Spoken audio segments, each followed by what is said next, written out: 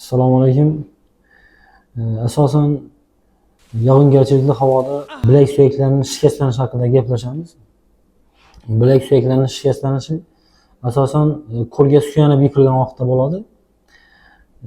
Bunda asosan bilak suyaklarining yopiq sinishlari, ochiq sinishlari va undan tashqari yelka suyaklarining sinishlari bo'lishi mumkin. Asosan bilak suyaklarining sinishlari bu vaqtda bemorlar ko'pchilik holatda shifokorga murojaat qilmasdan uy sharoitida muolaja qilishlari mumkin. Buni o'ziga yarasha asoratlari bor. Iloji boricha har qanday travmadan keyin shifokorga murojaat qilish kerak. Rentgen tekshiruvdan o'tish kerak va asoratlarni oldini olish kerak. Asoratlari nima bo'lishi mumkin? Suyakni qiyshiq bitib qolishi yoki bo'lmasa u joydagi nervni qisilib qolishi yoki bo'lmasa qon aylanishi buzilishi va buni natijasida qo'l kaftida har xil asoratlar bo'lishi mumkin.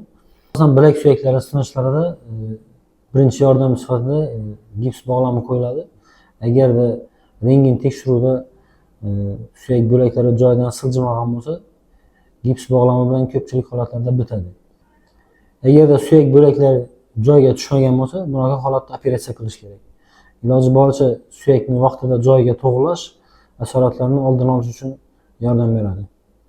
Agar sizda shunaqa muammolar bo'ladigan bo'lsa, Indomit klinikamizga murojaat qiling. Indomit klinikamizda rentgen tekshiruvi va travmatolog tekshiruvi bor. Sizga yuqori malakali yordam ko'rsatiladi.